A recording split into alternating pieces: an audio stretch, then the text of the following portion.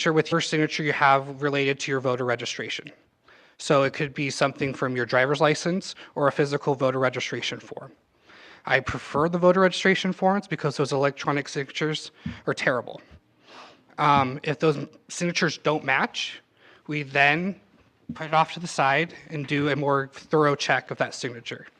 Everybody has their nice fancy signature, and then everyone has their check signature that's super fast and whatever. We go in there, and then we can compare all the signatures that we have from you as a voter, and then we can determine, see if that signature matches with any of those. If that signature does not match with any of those, then you'll get a letter from our office saying, hey, we got your ballot. The signature that we received did not match yours. Are you for sure sending this ballot correctly as yours? If it is, please sign this signature, this packet, and send it back to us so we confirm that. That ballot is not counted until we get that letter back. Thank you very much. Yeah. Rogers has withdrawn from the county clerk election. Sebastian is running for the formal one in November, but he is the only candidate in the special election that will be happening in a few weeks. We're an hour ahead of time. You're welcome to give a couple of final words before we move on. Oh, perfect. I want to end with experience matters. We need someone in that office who understands that election process and how to administer an election. The staff currently has only been technically through one election, 2 elections, some of them, and they don't have the adequate training to keep on going. I have that training, and I'm committed to training them correctly, that we can have a more secure and efficient election process. I have many certifications from the state with this election process. I've been to so many trainings nationally and here locally at the state, and I can understand all the pressure points when it comes to election security. I am committed to a full term. I'm not going to quit on you guys, and I'm here to make the county and the clerk's office a better place. We need a lot of more stability in that office and someone who can get the job done. Thank you, Bryson. Yeah, Thanks for thank being you. here. Yes, sir. So, with what's coming up, you will assume both jobs, correct? Yeah, I will assume both the clerk and auditor. In November is when it divides, and then we will put in place the clerk and an auditor separately. Is it closed? No? Process for, It's not yet closed. as you said, so. For the special election, it's not closed. Yeah, so I just want to make sure. Yeah, for the other one, it was closed in January. Yeah, special election. I'm sure it was all weeks. And just Come on, Chris. clarify, No. he's the only candidate that has put himself forward for the special election. That's what you said, okay. Sebastian Liu is put his name in for the November election, but not for the special election. Question by Yes. Bryson, would you still be in favor for those of us who want to opt out of mail-in ballots? 100%. I think there's currently a form on the county clerk's website that you can opt out to not be mailed to you in a ballot, but then you will be able to vote in person. And thanks for bringing that up, because there's only one in-person voting location right now in the county, and the county is way too big to just have one. I want to expand that. We've got to look at the budget to just understand the intricacies of it all, but I want to expand it to like a north, south, or central, and hopefully it's like a precinct basis with volunteers. Yeah. You mentioned that you feel 100% confident with the elections you've overseen. We hear so much about Utah in general not being a very highly rated state as far as the processes they use, and then I don't see a lot of information on which machinery exactly we rely on, and do we use any of the questionable? We don't use Dominion, if that's what you're asking. Salt Lake County uses Dominion, if I remember correctly. We use, it's what's ES&S. Yeah. So it's like the DS400, we have two DS400 machines, and then what we call a mail ballot verifier, which is that signature machine. And I know they have the accuracy test and that, but they've been proven to malfunction. Correct, but we also have what we call, I gotta double check what it's called, but we have another audit with the state, and I want to say it's like a dash audit, or when it comes to the computers, I gotta double check what that means. Well, but they give us a certain like code, and then we send them their code, and we don't know what code they have, but we send them what our like computer dashes or whatever they have, and then they compare it to see if what they have. I don't think anyone here really understands that very well. Yeah. But I think everybody here probably has a little bit of doubt as far as nationally for sure, state possibly, and locally. And I understand. A lot of places around the country are going to Paper ballots. And What's your position on that? Is that something you'd want to do, or are you just against that? I'm not against paper ballots or in-person voting whatsoever. We kind of do have our hands tied here in the state just because it is a state law that we're primarily vote by mail.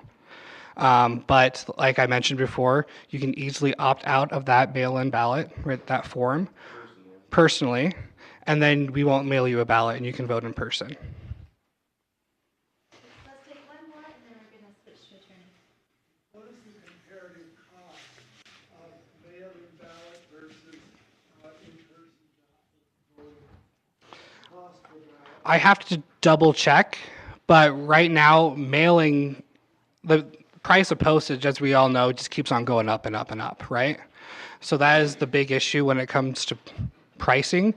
I was not around when there was more in-person voting, so I would not know the price point of that. But when elected, I definitely will look into it and to see what's cheaper. Just a relative thing to that, because it's not only how much it costs, but how many people participate. I understand that we've had way higher participation in mail-in ballots than in person. If we have more people voting, we're getting more of the people voting. Yeah, so she was talking about voter participation and how voter participation is a lot higher with mail-in balloting than it is in person, which is true. For this, because you get mailed a ballot, you don't have to, make plans to vote in person. Unless they move election day as a federal holiday that no one has to work, and then you'll be able to. That's something I'm in favor of.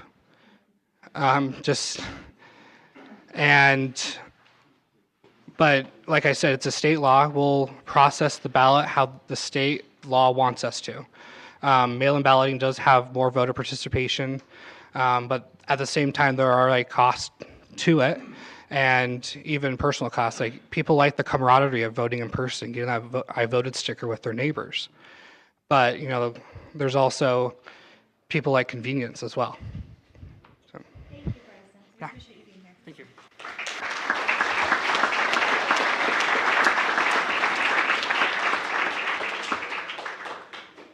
I would ask our attorney Checklist.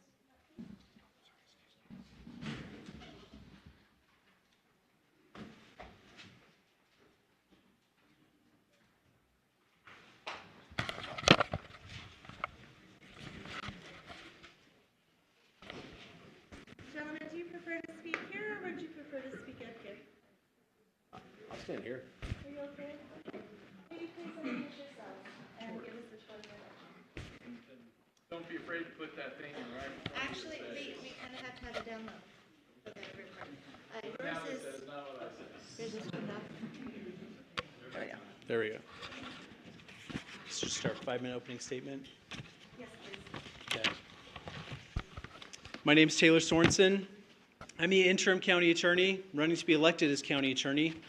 190 years ago, this August, Abraham Lincoln, the founder of our party, and might I add, a fellow attorney, he won his first election to the Illinois State House at the tender age of 25. Like Lincoln all those years ago, this is the first time I've run for any elected office. Let me tell you why. In 1859, my thrice great-grandfather, Nikolai Sorensen, arrived in this valley from Denmark to found and settle Menden, Utah. He and his children and his grandchildren, my ancestors, along with many of yours, built this county, and they left us a legacy of freedom and self-government. My family roots run deep in this place. I married my wife in the Logan Temple. I went to the University of Utah for law school. After some time in private practice, I joined the county as a civil deputy. I was hired by John Luthie in 2021 to work and live closer to family and pursue my passion for public service. When I was hired, it was for the express purpose of bringing the county into compliance with state code and increasing the accountability and transparency of our local government. Unbeknownst to me, when I was hired, negative audits exposing misbehavior of a previous county attorney, the finance department, and other areas were about to erupt into public view. For the past 2.5 years, I have been working to solve those problems generated by those former elected officials. It's been an uphill battle at times. I'm very familiar with the circumstances of these cases, and I will ensure that those who abuse public trust will be punished to the full extent of the law. I'm committed to fairness and transparency. In the words of John Adams, thanks to God that he gave me stubbornness when I know I'm right. Just ask my wife. In the short time since my appointment as interim county attorney, I have already charged a former clerk's office employee for forgery to the lieutenant governor's office. We're investigating a report of voter fraud. Sunlight is the best disinfectant. The only way to deal with these kinds of problems is honesty. Hiding and ignoring problems only lets them grow. It takes courage to look at problems in the cold light of day, but it's the right thing to do. Over my time in the county, I've built effective working relationships with our county employees, law enforcement, elected officials through the county, and elected officials in the towns and in the cities. Together, we've tackled noncompliance to county code and state code, and we've wrestled with dozens of reforms to county policies and ordinances to restore transparency and accountability. And we've carved out a culture of zeal in public service. When Thomas Jefferson wrote the Declaration of Independence at the age of 33, his age did not compromise his vision. My vision for the county attorney's office is one of action. During my time as a civil deputy in the county, I was able to prevent the loss of over $1 million of grant funding over 2 years by drafting changes to county policy and working with the council to get it passed on a tight deadline. When confronted with a problem, I didn't panic, I didn't lash out, I acted. Just a few weeks ago, our office was able to cooperate with North Park Police in tracking down and extraditing a pedophile from Pennsylvania who is trying to extort 2 young girls here in North Logan. Pennsylvania courts and prosecutors, they were going to let him go. We extradited him, and we will try him in Utah for his crimes. I didn't just hope things would work out. I acted. When Alexander Hamilton wrote the Federalist Papers at the age of 32, he knew who he was, and he knew what he stood for.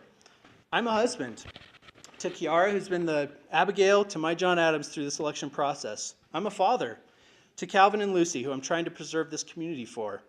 I'm a disciple of Jesus Christ, whose teachings direct me how to live. I'm a conservative because I believe in limited constitutional government, local government, where individual rights are respected and the righteous traditions of our fathers are honored.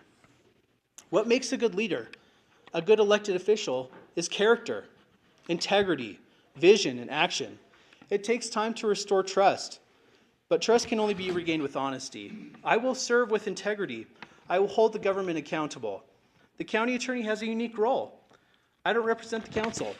I don't represent the executive. I represent you. I represent the county as an entity. It's my job to make sure that the government follows the law. I've already taken an oath as the interim county attorney to do so, and I will hold to my oath. Thank you.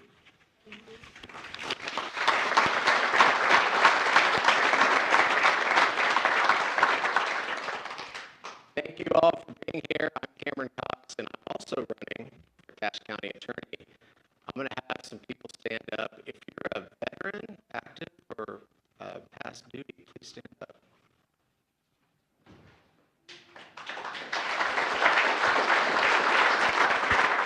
Standing. If you're a first responder, please stand up. I see a couple of you here.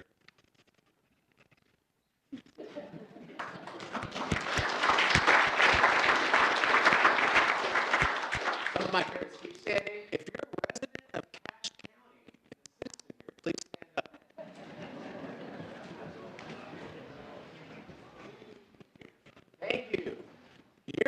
reason why I'm running for Cache County Attorney. All of you that are standing. I'm not running to be Cache County Attorney to serve the politicians that sit in this dais. I'm running on working. You can't hear me? It's only for the recording. These mics are only for the recording. We don't have a mic accessible out there. Those mics are only for the recording. You can switch the mics. How to trade that paper. Okay, here's work outside. Did this one work outside? Is this one working? Can you hear this one? Test. Test, test. Does this one work outside? Can you hear this one? All right. Keep running it for you. Thank you.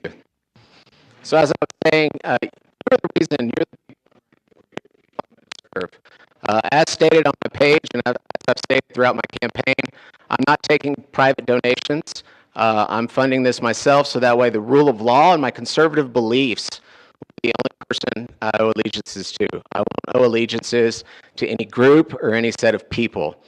And I need 3 more people to stand up who are the most important people in my life. Jefferson, Remington, and my wife, Heather. They're in the back.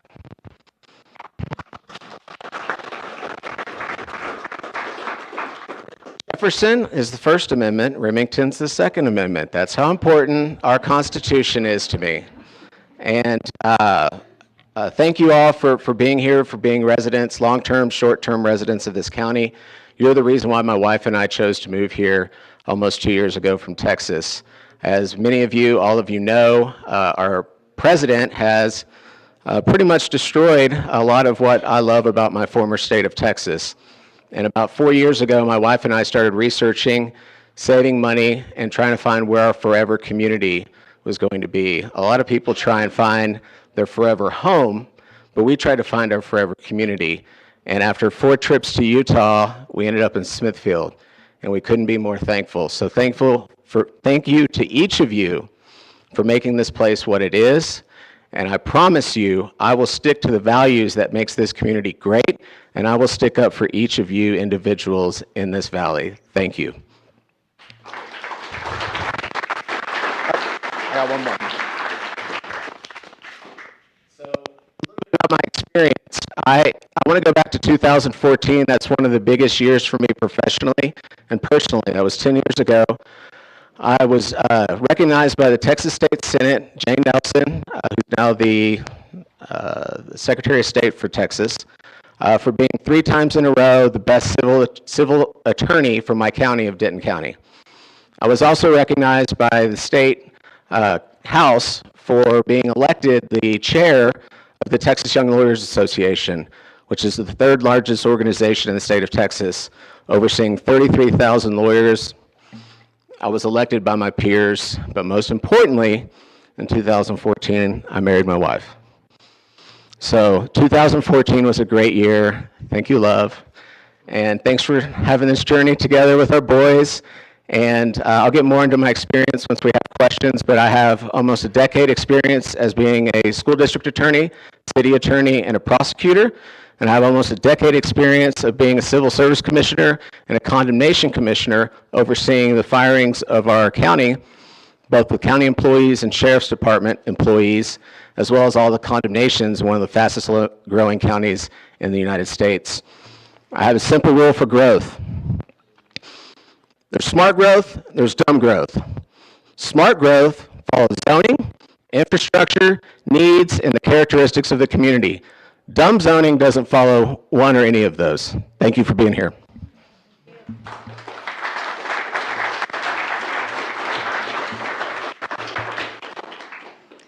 I do have a couple of questions for each of you. Would you please describe what programs and policies you would implement as county attorney to reduce our crime and increase our public safety?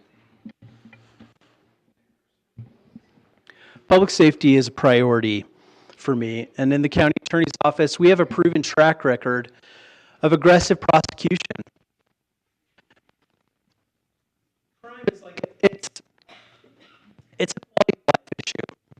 If your house is broken into or anyone on your block, it affects the way you live. It creates fear, it creates destruction,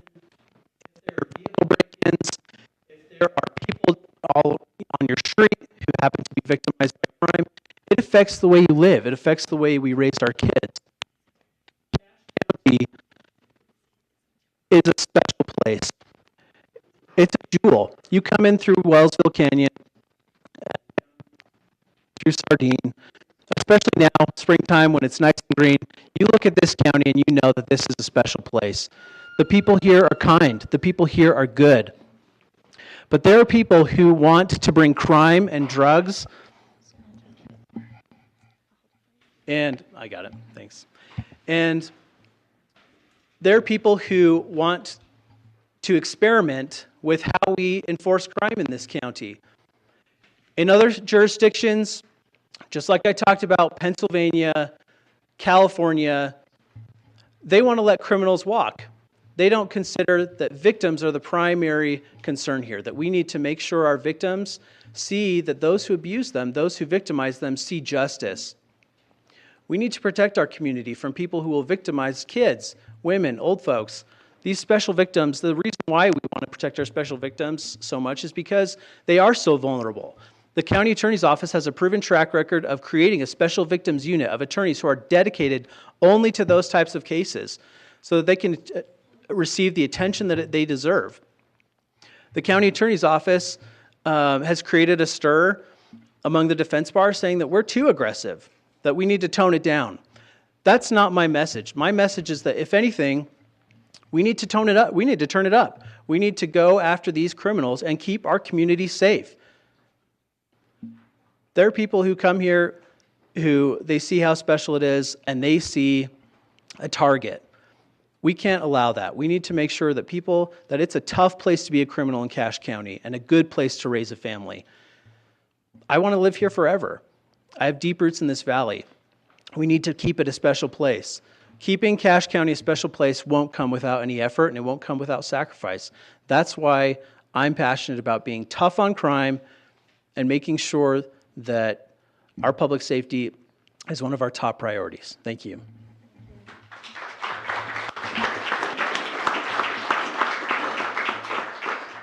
So as a prosecutor for a number of years in Central Texas, I was also a prosecutor in Pflugerville, which is in Travis County. And when I started prosecuting there, we didn't have the border influx that we started to have at the end of my tenure. And during that time, the city of Austin had a liberal mayor be elected, Travis County had a liberal district attorney elected, and they also had a liberal sheriff get elected. And I saw firsthand the dangers that posed, and that's part of the reasons why we left. I had over 20 jury trials in Pflugerville alone in my municipal court that were handled by one immigration attorney, and she appealed every single one of those to the district attorney's office, who then dismissed every single one of those trials and those verdicts because he didn't want them to get deported. That's not enforcing the law, and that's not what I'm going to allow happen here. One. Two, before I started running, I went around and met with all of the local police departments and leadership, and a couple of the departments, there's a gap here that the county attorney's office isn't providing the resources they need. Specifically, their investigators are delegating. Once a case is transferred from the police department to the county attorney's office, the county attorney's investigators are still telling those police officers they need to go get evidence for them. My dad was a district attorney investigator for 32 years. That is our role. Once a case comes to the county attorney's office, we're going to subpoena the bank records. We're going to get the witness statements. We're going to take that burden off of our local police departments, and we're going to provide the resources that our officers need so that they can focus on the streets and not focus on getting evidence once a case is brought to our office. Thank you.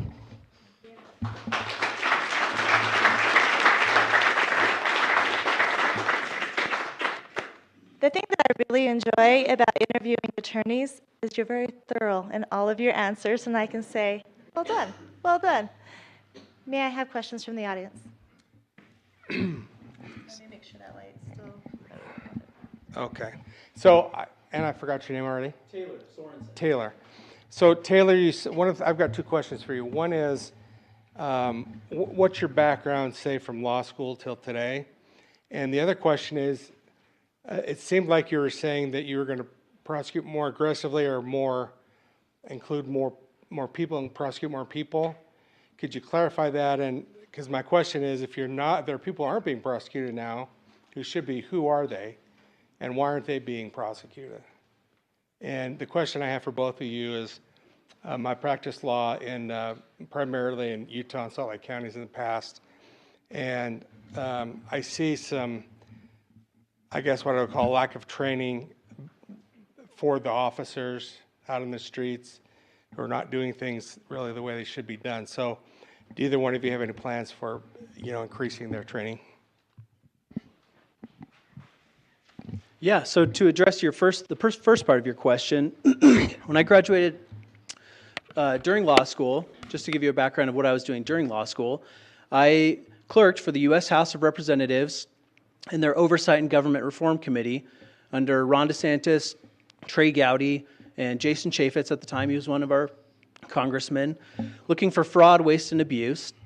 I also spent time in the low-income tax clinic, helping people with their taxes, helping people become compliant, and I also worked part-time for the city of Park City. And after law school, I was practicing out of a firm in Park City called Ames & Ames.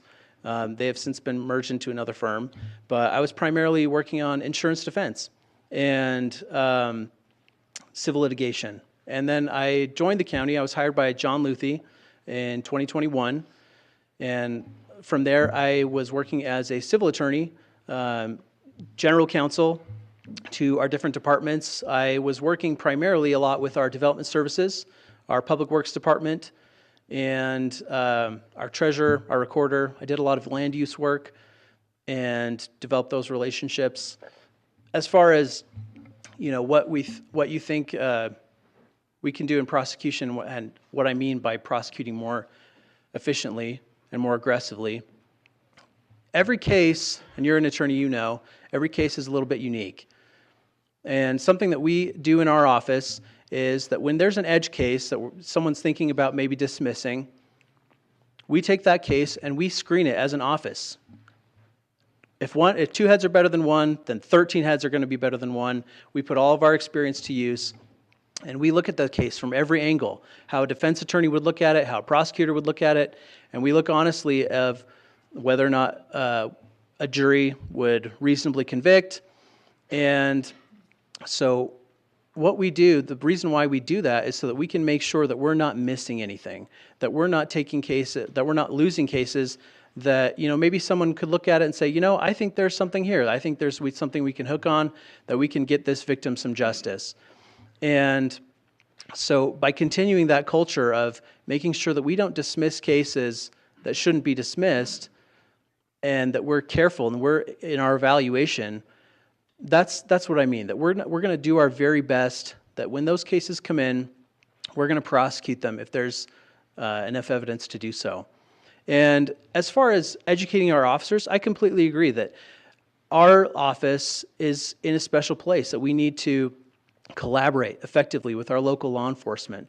And something that we do is we teach at the Post Academy here at Bridgerland Tech. And we are active in getting to know our officers. We do ride-alongs. I've done ride-alongs with our police officers. I've attended their roll calls to get to know them, and so that we can build those relationships.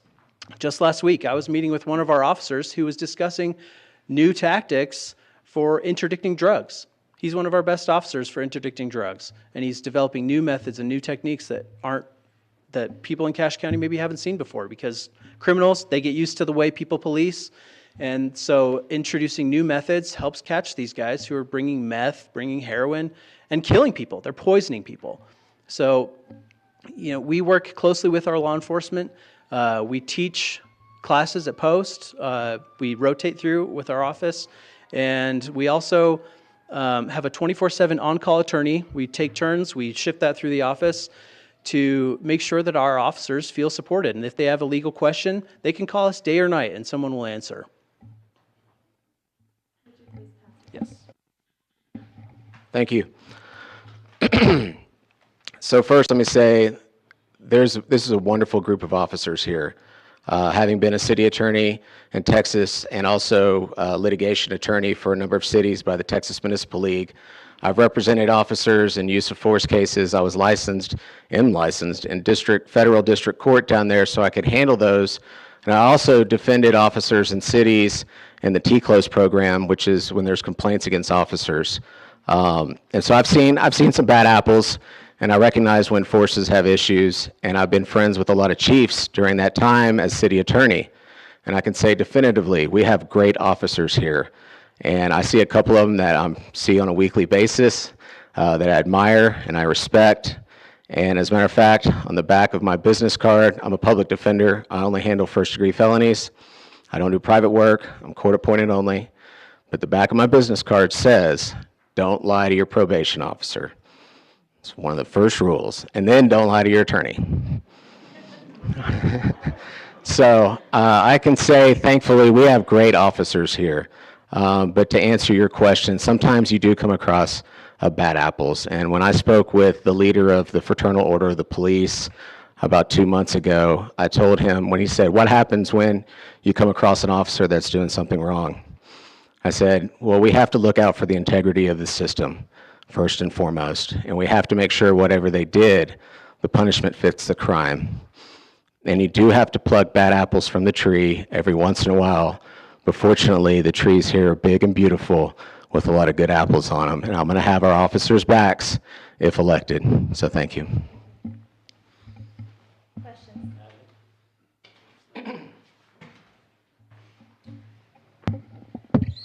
So what are your thoughts on, both of you, on the JRI laws? JRI, or as our county sheriff refers to them, just release the inmates? Are you familiar with those? Can you restate that question when you answer it? Sure. Joe Cameron, go first this time. Yes. Sure. Cool, thanks. So when I first started here as a public defender, I handled all the cases in Judge Walsh's court. And first, let me say, the system for getting judges here is so much better than Texas. They're not elected. They're appointed on merit and reviewed by their peers, and I absolutely love it. So thank you. That's another thing I love about Utah. Everything is better in Utah than Texas, except for Mexican food. Sorry. And if you've never been to an H-E-B grocery store, they're also amazing. It's better than Buc-ee's, I'm telling you. So that being said, when I took over Judge Walsh's court as the public defender, most of my cases were drug cases. And so I took it on myself to make sure my number one priority in those cases is, again, making sure the punishment fits the crime, but to also relieve what's going on in the jail and some of the overflow issues there. And so therefore, I tried to get my clients released into treatment, because having a treatment first program, which all of our judges are in favor of, which is why I love practicing in front of them, helping my clients and helping these people get into treatment is better for them, it's better for our system, they're not going to repeat as often, it's better for their families, and it's better for our community. But just to release people, I'm totally against.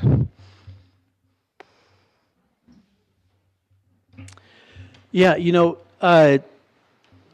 working with our system, the question was how we feel about something called JRI. It's a reform of our justice system in an effort to reduce crowding in prisons. And, you know, the thing with crime is that if, you know, we have these programs, mental health court, drug court, veterans court, juvenile court, we have these what are called specialty courts. And in our office, we have great attorneys who are dedicated and they work hard to help people get into those programs when they qualify. When they don't qualify, at that point, because of the violence of their crime or their past history, you know, if they qualify, we're more than happy to get them in there. But if they don't, the requirements are a low bar. And if you don't meet those requirements, it usually means that you have a violent history. And at that point, our concern needs to shift to focus on protecting the community. Yes, we want people to succeed. Yes, we want people to live drug-free lives and be productive citizens. But you can lead a horse to water, you can't make it drink. And so when there are individuals who are constantly reoffending and they don't qualify, then we do our very best to keep them in prison and keep them out of the community, because ultimately, our highest responsibility is to keep the public safe and to keep our victims safe. And shunting people into alternative courts that shouldn't be there that just makes the alternative courts, these specialty courts, work worse. And it makes them not as successful. And so as far as what the Utah State Legislature decides on how to do justice reform, we have to follow the law. The county attorney's office, we have to follow the law, and we'll follow those restrictions as the Utah State Legislature sees fit. The people are the ultimate sovereign here, and so we have to do what they say through their elected representatives. But we're going to do our very best under those circumstances to keep our community safe. Thank you. Any other questions? I have a couple of questions. Yeah, let me So get the the mic. first one Wait, is- let me get the I mic. think the first one is pretty easy, I think, which is, so since the prosecutor is the lead criminal attorney for the county, how many criminal trials have each of you tried to completion? That's the first question. The second question is, what are your top 3 to 5 prosecutorial preferences or prosecutorial areas that you would emphasize? Because obviously everybody has limited resources, so you're going to have to prioritize some things over other things. And then lastly, kind of out of the criminal realm, I believe the county attorney also serves as a legal advisor to the county counsel. And how do you see that role working? And you emphasize you represent the county, not the council. So how do you see that relationship playing? Because coming out of the audits, that had been a challenge in the past. I'll take this one first. Great questions. Thank you. So first, to answer your question, I've handled, in my almost 2 decades of legal career, over 1,000, sorry, thank you, over 1,000, probably maybe 1,500 or more criminal cases total. I've had I think 26 jury trials in criminal cases, and I've had roughly about the same amount in civil jury trial cases as well. And so my experience speaks for itself. I also, as the chair of Texas Young Lawyers and the board member for Texas Young Lawyers for 4 years, was in charge of our local affiliates committee. What that committee did was travel around the state of Texas and mentor young lawyers on changes in law, trial strategies, and the like. And I was the chair of that committee. And so I visited almost all 254 of our counties over 4 years. Some of them are conglomerate counties for the Young Lawyers Division, and mentored those young lawyers. And I say that, and that's important, because this county attorney's office has a lot of young lawyers, a lot of good young lawyers that need mentoring. I've seen some common mistakes, like not having evidence filed and presented to us as defense attorneys in time. And so in one of my cases in November, 3 exhibits were not allowed. Those are common mistakes that can be resolved by being a good mentor. And then if we have serious cases, I have the experience, the trial experience, and the know-how to step in and be the lead attorney. I do serious felony cases as a public defender. So if there's any serious felony cases that need to be prosecuted, I will step in and take the lead role in that and not delegate that to a 2 or 3 year lawyer. I think I answered those. Thank you, sir. 3 things you would prioritize. Yeah, your prosecutorial priority. Oh, yes. And then your relationship with the council. But you can go back and forth, however you want. Oh, yeah, you're right. Thank you. So, so this is a unique dichotomy we have here in this office. So to prioritize the prosecution office, I want to have good mentorship, stewardship. I want our detectives to take the lead on cases from our local police departments. And I want to see us have a felony intake, seasoned felony intake attorney. We have one I have in mind that's been here for a long time that can screen the cases and make sure we have the evidence on the front end going into trial, and most importantly, so we don't have issues like I saw with evidence not being presented. But then we can also get affidavits drafted on our end for our officers, so they don't have to waste back-to-back Mondays or Wednesdays at preliminary hearings. The affidavit can be filed, and we cannot have them there for the preliminary hearing, so they can spend more time on the streets keeping us safe. The dichotomy with the civil and the criminal side here is, just so you guys don't know, county attorney's office both puts on a civil hat for the dais up here and for the county council and for growth issues, development issues, and then also puts on the criminal hat. I've done both sides for roughly almost a decade. So I can do both of those. But what I would like to see, and where I think we can save money since we're all conservatives here, is I worked at a law firm in Austin. We were privately hired to serve as the city attorney.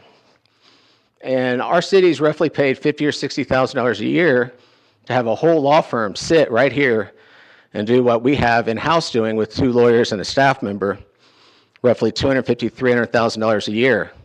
We can outsource that for a lot less, $50,000 to $75,000 a year, have an entire law firm and their experience serving county counsel, and then it precludes any conflict of interest between my office with what they need and what we need, and they have their own dedicated attorney that they can talk to and confide in executive session. Thank you. You know, there's different kinds of attorney. There's attorneys who are in the courtroom constantly. There's general counsel attorneys. And as I said before, you know, what I did was general civil litigation, so most of my experience was in the civil realm prior. And, you know, so as far as criminal law, I have not tried any criminal cases, but just like the previous county attorney who was just elected, John Luthi, he had never tried a criminal case either. And so my focus has been on the general counsel for the county and making sure that our county runs efficiently. Now, we have a bank of really excellent attorneys, excellent young attorneys who, I might add, beat the public defenders and the defenders in this valley routinely. And the attorneys that we have in our office, they are seasoned. They have dozens of trials that they are extremely successful at. And like I said, you know, we don't need just one dedicated attorney who's going to screen things. We screen things all together as an office. We put together not just 20 years, we put together 80 years of combined experience to make sure that we're not missing anything. Now, you know, as it concerns, you know, something that you can't, what Mr. Cox just said, that you cannot just do a preliminary statement. You can't just have the police officers file an affidavit. That's against state code. I know that because I'm from Utah. I've studied state code. I know that that's the rule. That you can't do that. We have to have our officers there. That's what the state legislature wants us to do. And so we can't, the county attorney must follow the law. It must follow the state code. Regardless of what our personal preferences are, the county attorney must follow state code. Now, as far as advising the council, what I said was the county attorney does what's in the best interest of the county as an entity. That means protecting the county if there's a rogue council member, a rogue executive, protecting the county from creating litigation for itself and forcing the county to have to pay out money in the taxpayers' money in a lawsuit. Now, there are great benefits to having in-house counsel. You look at every large company, they have in-house counsel. And the reason why is because you want someone who is familiar with that organization, who works with that organization on a daily basis. Outsourcing that to a different law firm who has divided loyalties, they're trying to do all the other things they need to do, they're trying to please their boss, they're trying to bill on their other cases, the county is going to be low priority. By having someone in the county who works for the county, their only focus is the county, you get the benefit of their experience, you get the benefit of all of their time. I'm a salaried employee. The other civil attorneys in this county are salaried employees. Their only job is to work for the county. That's also why we made that change so that the county attorney is now going to be a district attorney. So the county attorney will only devote his energy and time to the county. That's what the county deserves. The county deserves that special hands-on treatment. It doesn't deserve to outsource it and phone it in. The county deserves someone who's there full-time, focusing on the issues of the county. Phoning it in is what got us to where we are now, where the county has had problems. The county attorney and the civil deputies, I was one of the first full-time civil deputies hired by the county, which is crazy. In an organization of 400 people, and all the problems that come with just having that many employees total, not to mention all the interactions we have with police, interactions we have with the municipalities, the county needs dedicated, salaried employees who are focused just on the county's issues, not phoning it in.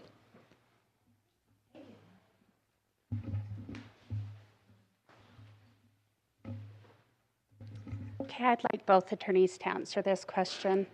I worked for the county for 24 years. Very proud of the service I gave the county, and I'd still be here today. if it wasn't for a couple of different things. I had a daughter held at gunpoint, and the case was prosecuted by the county attorney's office. She became suicidal and everything like that, and we dealt with a lot of things with this child. We asked the county attorney at the time to work with the defense counsel to do a plea in abeyance. The county attorney, and I know for a fact, had a personal issue against the defendant, and he refused a plea in abeyance. And a plea in abeyance is just they plead guilty and their sentence is held in abeyance. They get counseling and everything. It went to a full jury trial, and because of where I worked, my daughter was called a liar by the defense counsel because mom was coaching her. I was a single mom, couldn't talk to my daughter about how she was feeling because of the coaching aspect. And like I said, she became suicidal. So number one, how would you guys mitigate something like that? Because even the prosecutor that prosecuted, he was willing to do that, but the county attorney at the time refused that. And then number two, like I said, I worked for the county 24 years, loved my job. Loved what I was doing, loved everything about it. I was at the county council meeting last night and was very, very concerned with some of the things that I heard, because the reason I left the county is I went through abuse by my boss, bullied, threatened with criminal prosecution. I never knew if I was going to have a job day by day because I didn't know who I was getting when I came to work. And coming to the county council put me back into major PTSD last night, hearing about threats that could be, texts that could be considered threats. And number one, how are you going to prevent bullying by county officials, by elected officials to county employees, number one? And what happens if criminal charges are filed and against the threat, for the threats and the intimidation tactics?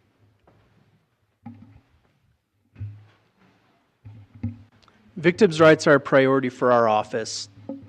We have one of the best victims advocates programs in the entire state that we've been running for over 30 years, close to 30 years. That, you know, and I heard a case just this past week of a victim who, you know, there was a perpetrator who was obviously guilty, and for her own personal reasons, she didn't want to move forward with that prosecution. And what we decided to do is we screened it through multiple attorneys. We put our heads together, and you know, the different attorneys that worked on it were Griffin Hazard, you might know him, Aaron Jossie. I looked at it, Ronnie Keller looked at it. We put together our over 25 years of combined experience, and we looked at it, and we came to the conclusion that without our victim and without her say-so, if she's not willing to move forward, then we need to put this on pause, and we need to wait until she's ready. Our victims, they've already gone through one of the worst things in their life. Going through the justice system can make it even worse. Our goal is to make sure that that doesn't happen. It's to make sure that they have healing, that they can move forward in a healthy way. Now, as it concerns what the environment of the office should be, our office needs to have a model based on respect. Our office needs to have a model based on mutual understanding. Screaming, intimidation, that has no place in the workplace, let alone in a place where we're supposed to be administering justice. It is extremely important to me that we treat each other with kindness, that the golden rule applies. My dad's standing right there, and he always says, you know, treat people how you would like to be treated. Would you like to be screamed at by your boss? No. Then if you're the boss, don't scream at people. That's kindergarten rules. You know, some of the most important things you learn in kindergarten.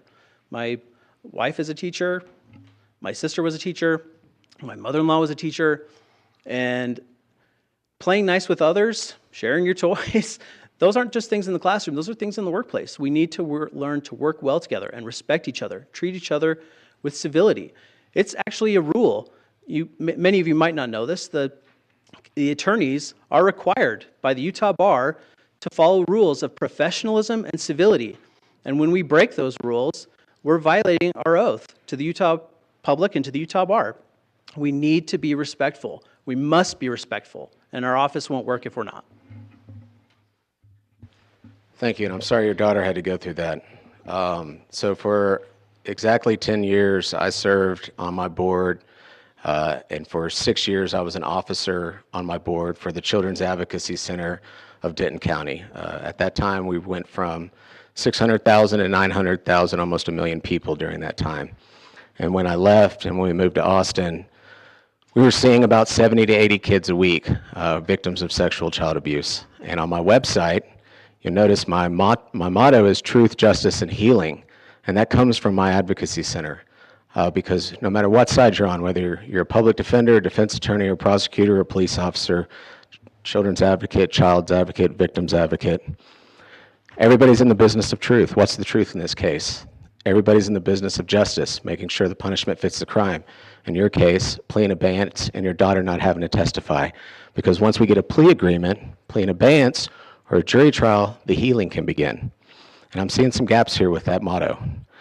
Specifically, at our Children's Advocacy Center, as soon as a little kid came into our facility, and they had to tell an adult, an officer, and a forensic interviewer the horror of what they've been going through, sometimes all their life, sometimes just once at a friend's house at an overnight party. But whatever it is, it's an adult situation and it's horrific for them. So our motto was to make sure those kids got healing and therapy that day. And we raised private funds every year. My wife and I help do that every year. So that way those kids could get treatment there for the rest of their lives for free. And we still had adults come back and get treatment and be mentors to those kids and tell their stories to those kids. So those kids didn't feel alone. And so that's my motto moving into this office is truth, justice, and healing. And I see gaps. Before I met with all the police officers around the county, or at least their leadership, there's so many I couldn't meet with all of them, of course, I went and toured our Children's Justice Center.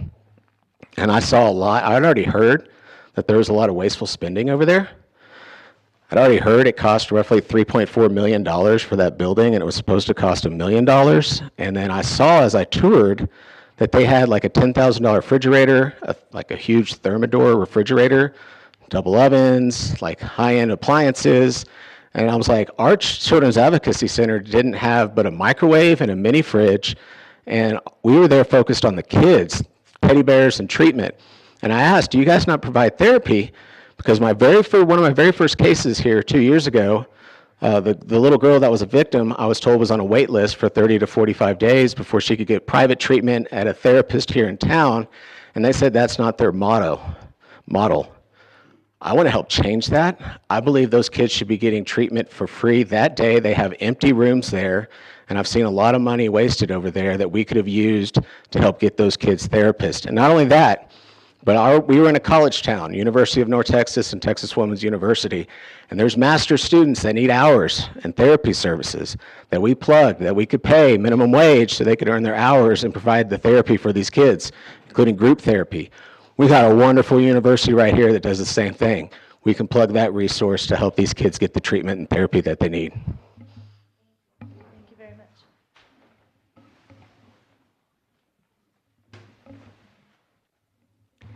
I have a question on where each one of you stand with pedophiles, whether it's a first time, hopefully not a second offender, but what do you feel would be justice towards the victim, and what do you think is justified for a pedophile?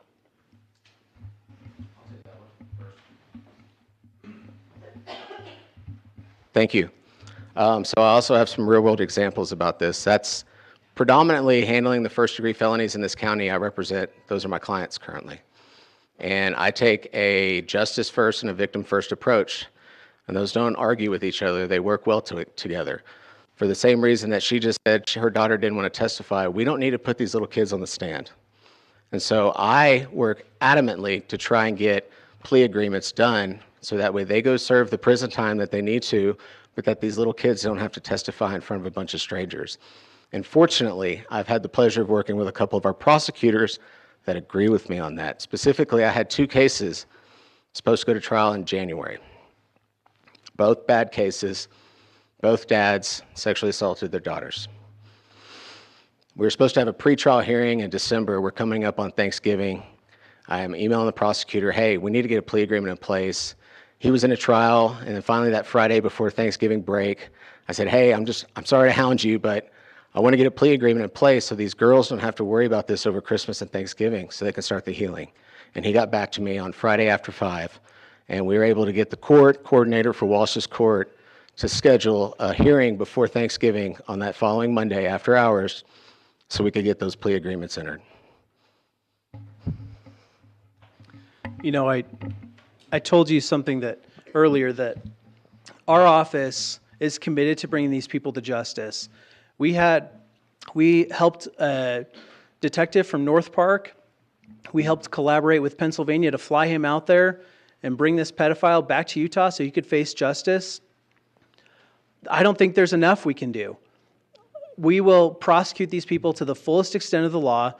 It's our job. It's the prosecutor's job to make sure that, you know, the system that we have in our justice system is an adversarial system, which means that puts the prosecutor against the defender, and that somewhere in the middle they're going to find the truth. It's our job to prosecute as vigorously as we can.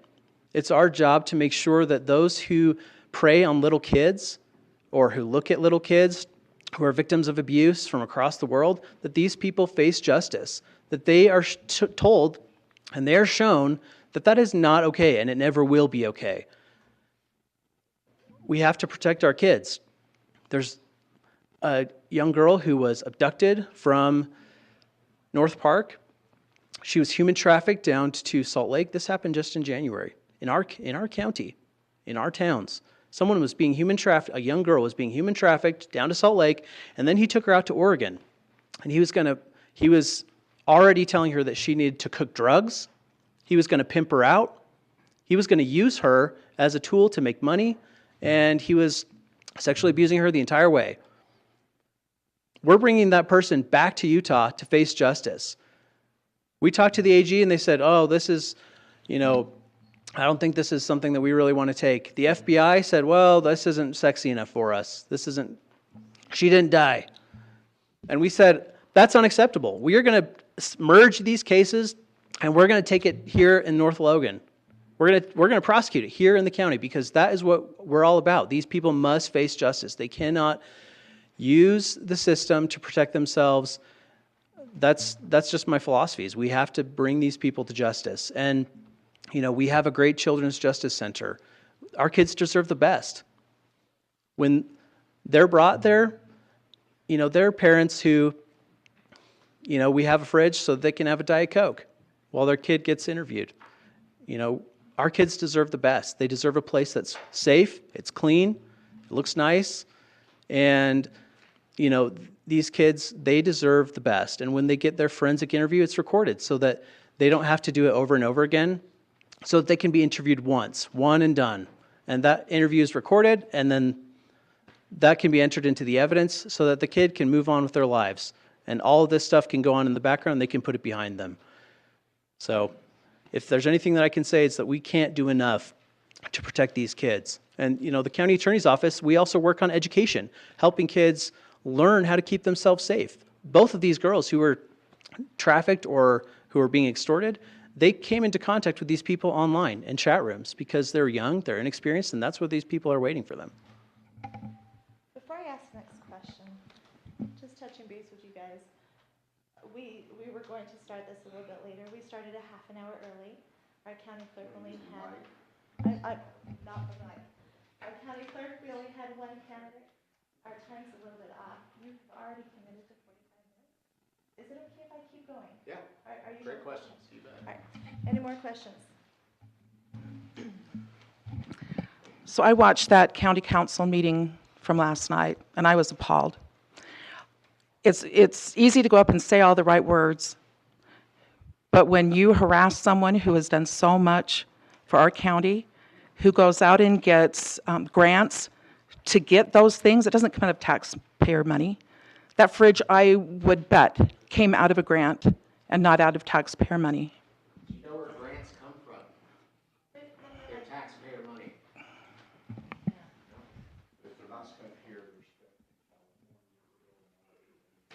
They could be spent for therapy services for these children and not fridges and massage chairs.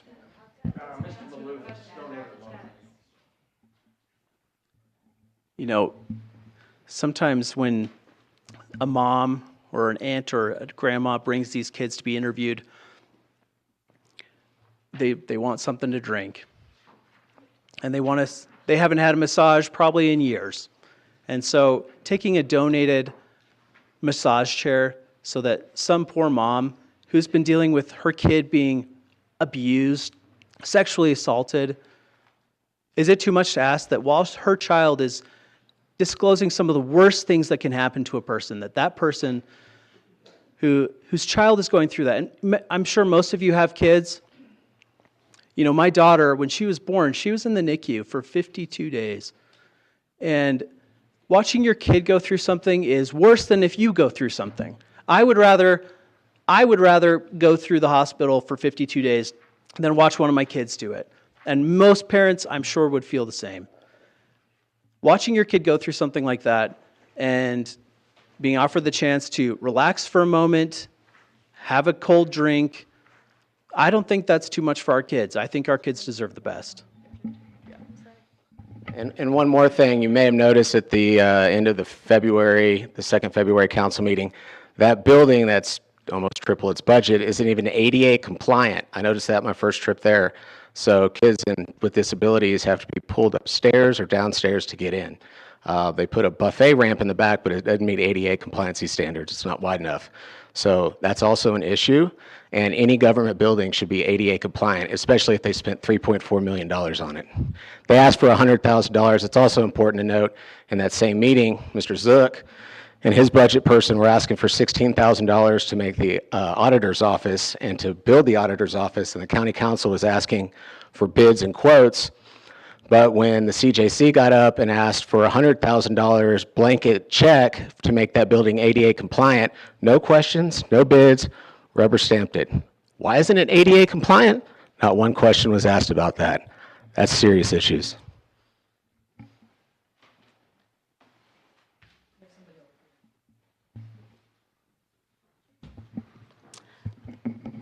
I want to come back to, though, the threatening emails to the staff. It's concerning to me. I worked in an office with a hostile elected official, and it was miserable.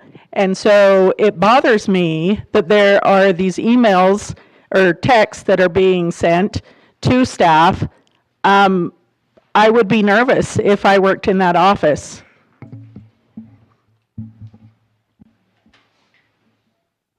I passed out packets that explain all of that. I included in actually all the text that you're referring to. I think I have some extras up here. I'll let the 54 pages speak for themselves. I think you missed one. The February 14th text. Is that on there also? It should be. Kinko's just did it today, so. I have it. Yeah, totally. So, and if I could speak to, the CJC's building, Terrell Warner was the first person to raise that issue, that the building was way over budget. She raised the issue that the procurement process wasn't followed because we had a county attorney who was a loose cannon, who was making illegal decisions. And Terrell Warner was the first person to blow the whistle, and this was all dealt with and put before the public close to 2 years ago. And so this isn't raising anything new. This is raising old issues that Terrell Warner herself was the one who brought up in the first place. And you're completely right that having a county where elected officials are a negative influence, where our public servants, who are career public servants, are being driven out of their jobs because of a hostile work environment, that number one, it creates, again, I'm a civil attorney. What I see there is a massive liability risk. You have people who can sue the county, who can sue and win and take taxpayer dollars away from the county that would otherwise be used for good purposes. Instead, they're being used to pay out complaints that are harassment. And so if we have elected officials who are creating problems, that's a massive liability problem for the county. And not only that, it's a massive operational problem for the county because you have no continuity, you have no experience in the office, experienced civil servants leave, and then you have a situation where you can't even do the basic functions of government because of this hostile work environment. And it's a vicious cycle that we have to avoid. May I just add one bit to that? So I'm not trying to create a hostile work environment. I'm trying to create an environment of fiscal oversight, which we've lacked for years. You've asked a question, let me get one more. Can you help me pass this back, please?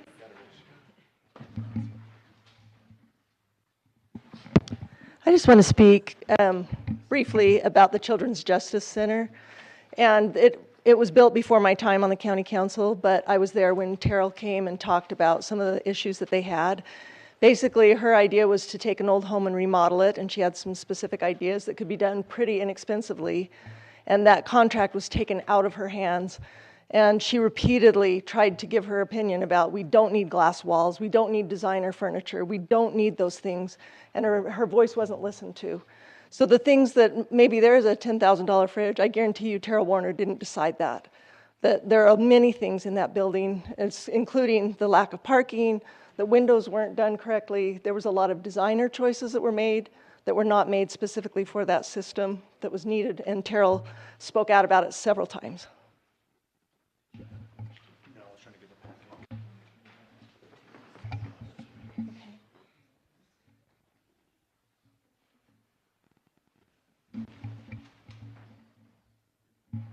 Thank you. So I just have a question. I too listened to the county council meeting last night, and my question is what are your plans for de-escalating this? So where there's a packet here that seems to be escalating it, the conversation, this is my first time as a delegate, but it seems like we need to get back to work for our county. The back and forth, the who did it, who didn't do it, amongst one another, what are your plans respectively to de-escalate that? I don't think what we're seeing tonight is de-escalating that. And so how do we get back to the county's work? We work hard, we pay our taxes, but I'm not sure that those tax dollars, if this is what this is going to be, I question that. So how do we get back to work? Wonderful. Thank you for that question. And that's a great question because that's what I've been trying to do for the last couple of weeks. As a matter of fact, I actually emailed the council on Friday asking if I could speak last night because I thought I should have a chance to at least have my voice heard on the issue. And I was told, no, I'm not allowed to speak because I'm not on the agenda. Surprise, last night they spent almost an hour about me on the agenda. So to answer your question, yes, this needs to de-escalate. Should never have gotten this far. I report to my supervisor, Mike McGinnis. We wanted to come together on a solution on this. That solution was taken out of his hands, and we weren't able to have a resolution and a productive meeting about it because they wanted to make it political and about me running for my campaign instead of trying to come to a good resolution. And that's all I want in this. I agree. The best fire is the fire that doesn't start. And prevention, an ounce of prevention is worth a pound of cure. We need a county attorney who is level-headed. We need a county attorney who, when problems arise, they address those problems rationally. They don't lash out. And also, when things like this happen, you have to follow the policy. That's why it's important to have good county policy and good county ordinances. And what I can tell you is that I'm committed to following what the county policy is. I'm committed to following what our elected representatives, your representatives, what they said is our policy. That's what we have to follow. And so avoiding something like this in the first place, That's the best policy. That's the best practice.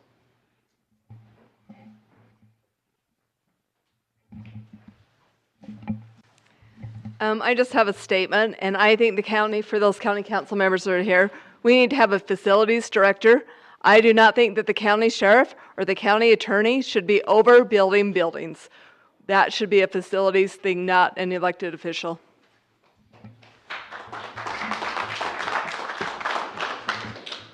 May I address that? Is that okay?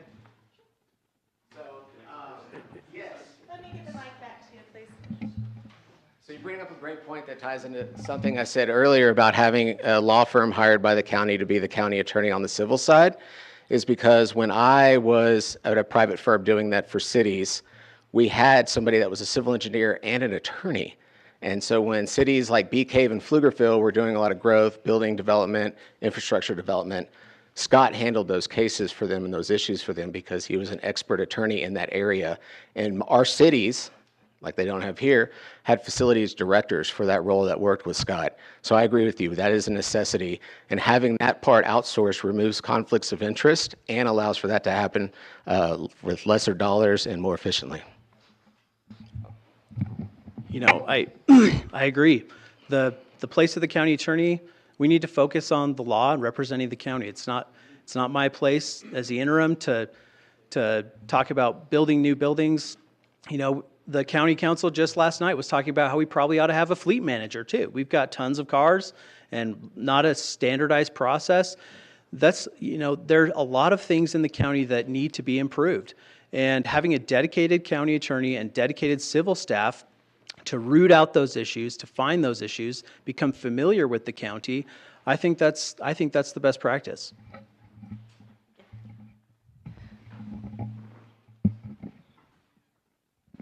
Hi, my name's Keegan. This might be a question to test the attorney chops. I don't know how it works, but I would guess the appropriate venue for voicing a concern with potential harassment within the county probably isn't during a county council meeting.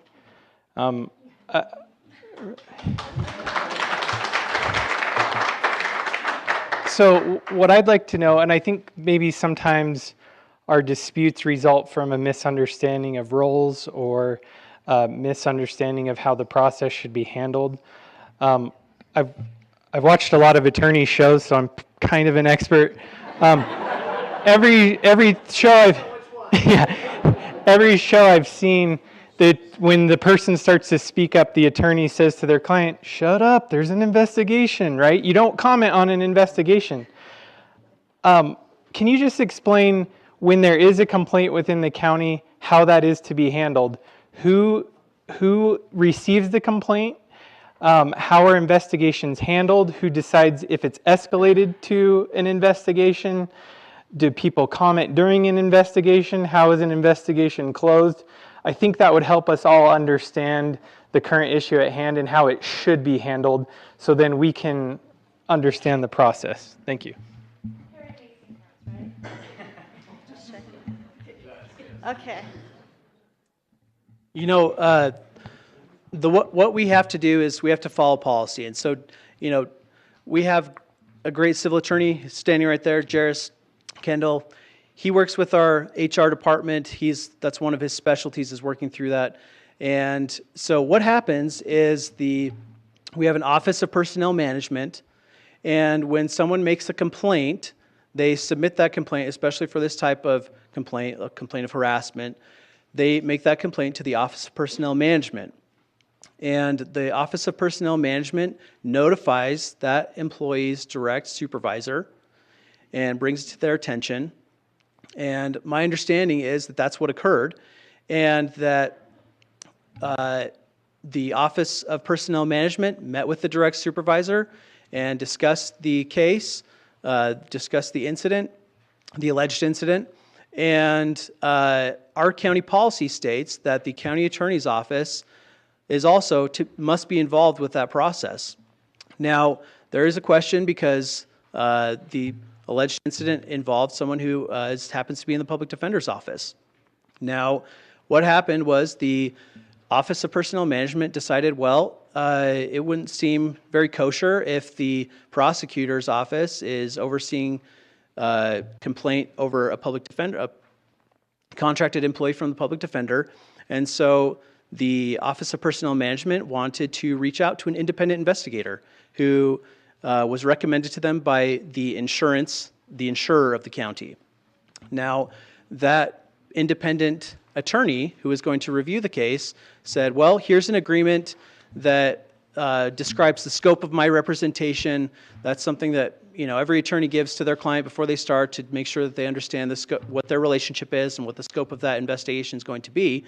And my understanding is what happened last night is that agreement to have an independent investigator look at this whole matter, that agreement was not being signed. I don't know why. I can't comment on that. That's not my duty. That's why my understanding of what Tara was trying to say is she was trying to figure out why that hadn't been signed, especially when under our county policy, there's a 45-day deadline that this investigation has to happen. It must happen. And then I want to ask you and Jairus, are you guys going to investigate what I brought up at the same time, which I have evidence of in my packet, Exhibit A and D, where my opponent and his staff is campaigning with county resources in violation of multiple county policies and procedures, and as stated in Section 8 of those policies and procedures, Amy Adams is supposed to investigate those, and she said she is not going to investigate those. That was brought up at the exact same time. That's a violation of policies and procedures. Exhibit A has all of those examples. I can tell you that Tara Warner has already been interviewed by Amy Adams, our Director of Personnel Management. The other individual involved, Nate Argyle, he was interviewed by our Director of Personnel Management. I was interviewed by our Director of Personnel Management regarding each one of these emails. Now, if you take a look at these emails, when I was appointed as the county attorney, when you take on a new role, you have to start going to meetings. I'm kind of a professional meeting goer now. I have to attend a lot of meetings. The county attorney, the primary law enforcement official in the county, along with the sheriff, has to develop relationships with police chiefs, with sheriffs, with DCFS. The county attorney also comments on upcoming legislation and argues in favor of them. The county attorney also gets to know police officers. The county attorney also gets to know their day-to-day. And if you take a look at those emails, what that is senior staff emailing me saying, hey, Taylor, you ought to go to this meeting. This is the Cache Valley Law Enforcement Admin meeting. Every police chief's going to be there, and you need to go to that. Another one was that, hey, there's upcoming legislation coming up to make it mandatory to educate our kids on how to avoid sexual abuse. You should probably go to that. Hey, you just got invited to speak at this event, speaking in favor of this legislation. Or, hey, you should get to know our police officers. You were a civil attorney, you weren't working with them very closely, you need to go to their roll call. You should go on a ride along with them. Those are things that are just part of my job. I wouldn't be doing my job if I didn't do those things. And senior members of my staff letting me know that I should do those things because I'm coming in midstream, I was appointed just in January, that's just part of my job. That's not campaigning, that's just doing my job. What about the email, hey, everybody, look at my campaign website, and people are saying, hey, I need a sign, bring me a sign. Okay, this is going to be our last comment. So, in state code doesn't want you to use your public email for a political purpose. There's a couple of exceptions in there. When you are responding to direct questions from people, then it's exempted. When your email stays within the entity, then it's exempted. I sent an email because members of my staff, I had filed for my candidacy just the day before, and members of my staff were asking me, Taylor, hey, do you have your website up? Hey, I'd love to see it. And I responded to their direct questions with an email in a neutral tone. Here's my website for anyone who wants to take a look. I didn't tell them to look at it. I didn't ask them to look at it. I just said informationally, here it is. It stayed within my department, and it was in response to direct questions. And under state code, it's specifically allowed under the code.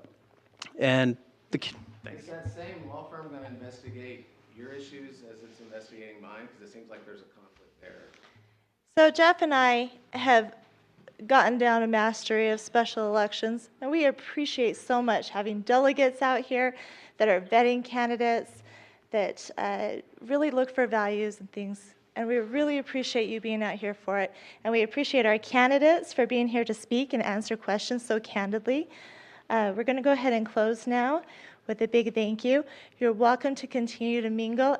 We have a little bit more time before we need to completely leave the building. Thank you very much.